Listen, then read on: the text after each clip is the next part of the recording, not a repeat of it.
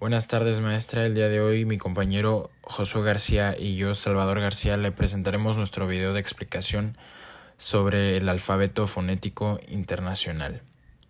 Empezaremos explicando que el alfabeto fonético internacional, también conocido como AFI, es un sistema de símbolos creado para representar los sonidos de todos los idiomas. Fue desarrollado a finales del siglo XIX por la Asociación Fonética Internacional y ha sido modificado varias veces para reflejar con precisión la diversidad de sonidos humanos. A diferencia de los alfabetos tradicionales, que a menudo no coinciden perfectamente con los sonidos que representan, el AFI asigna un símbolo único a cada sonido que los seres humanos pueden producir. Esto permite que cualquier palabra, en cualquier idioma, pueda ser transcrita y pronunciada correctamente usando este sistema. El AFI logra capturar los matices entre idiomas y representar el sonido específico de cada palabra. Ahora, pasando a aspectos más específicos, los sonidos que producimos al hablar se generan en diferentes lugares de nuestra boca, garganta y cuerdas vocales. Estos son los lugares de articulación y los explicaremos a continuación. El primero de ellos es el bilabial, y ocurre cuando ambos labios se juntan. Un ejemplo de esto puede ser la P, la B y la M, en palabras como pato, barco y mamá. El segundo sería el labio dental. En los sonidos labiodentales, los dientes superiores tocan el labio inferior, como en F en foto y B en inglés como en victory. El tercero de estos sería el dental, y los sonidos dentales se producen cuando la lengua toca los dientes superiores, como en T y D en taza y dedo. El cuarto sería alveolar. Los sonidos alveolares se producen cuando la lengua toca justo detrás de los dientes. Unos ejemplos de esto serían la S, la L y la R en sol, luz y ratón.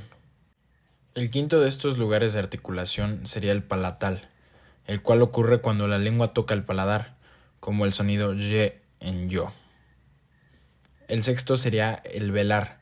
Los sonidos velares se producen cuando la lengua toca la parte posterior del techo de la boca, como K en casa y el sonido G en gato. De ahí seguimos con el uvular. Los sonidos uvulares se producen más atrás en la boca, cuando la lengua toca la úvula. Estos sonidos no son comunes en el español, pero pueden encontrarse en otros idiomas. Un ejemplo es el sonido que adquiere la R, una vibrante uvular que se utiliza en el francés en palabras como rouge, lo cual se traduce en rojo. Continuamos con la parte de la faringea. Los sonidos faríngeos se producen cuando el sonido se articula en la parte posterior de la garganta, en la faringe. Este tipo de sonidos se encuentra en lenguas como el árabe, donde tenemos el sonido j, que aparece en la palabra halal, por ejemplo. Y finalizamos con el glotal. Estos sonidos glotales, que son más bien una pausa, se producen en la glotis, que es el espacio entre las cuerdas vocales. Un ejemplo común en el inglés es el button, por ejemplo. También hay un sonido llamado golpe de glotis o corte glotal, que ocurre cuando las cuerdas vocales, como ya dijimos, se cierran brevemente. Otro ejemplo de esto es cuando en el inglés se pronuncia el oh. Una vez explicado esto, pasaremos a los modos de articulación. Bueno, como pues lo mencionó mi compañero Mauro, yo voy a hablar sobre los modos de articulación. Pues como vimos en la primera parte del sonido, ya vimos dónde se producen. Ahora en esta parte del sonido veremos el cómo se producen. Pues los modos de articulación no es más que pues ver de qué manera fluye el aire dentro de nuestra boca para producir sonidos. El primer modo de articulación sería el oclusivo, que pues es el flujo del aire que se bloquea y luego se libera, como lo podemos ver, por ejemplo, en palabras como piedra y taza, que incluyen P y T, que pues al hacer los sonidos que emiten esta en la palabra, pues nos damos cuenta que el aire se bloquea y luego se libera, pues este sería el ejemplo. Podemos observar pues cómo se siente en la lengua, se siente en la boca, el cómo primero el aire se bloquea y luego sale. Continuamos con el sonido fricativo, pues el aire, para el sonido fricativo el aire pasa a través de una apertura pequeña creando una fricción. Los sonidos fricativos los podemos encontrar en palabras que incluyan F o S, puede ser un ejemplo la palabra fuego y la palabra sol, que si nos damos cuenta y nos podemos analizar al momento de hacer S o F, sentimos como desde una pequeña abertura pues el sonido sale. Seguimos con el nasal, que pues para esto el aire fluye a través de la nariz. En los sonidos pues que son nasales los podemos encontrar en palabras que contengan la M o la N. Como ejemplo pues puede ser mamá o nube, que al momento de hacer el sonido que produce en palabra nube, pues podemos sentir como el aire sale por nuestra nariz. Seguimos con el sonido lateral, que pues para este el aire pasa por los lados de la lengua.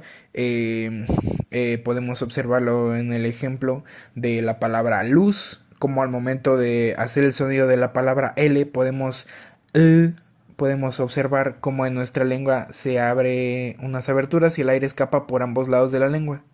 Pues sigue el vibrante múltiple, que pues para este pues creo que es un ejemplo muy común, encontrar que la lengua vibra repetidamente.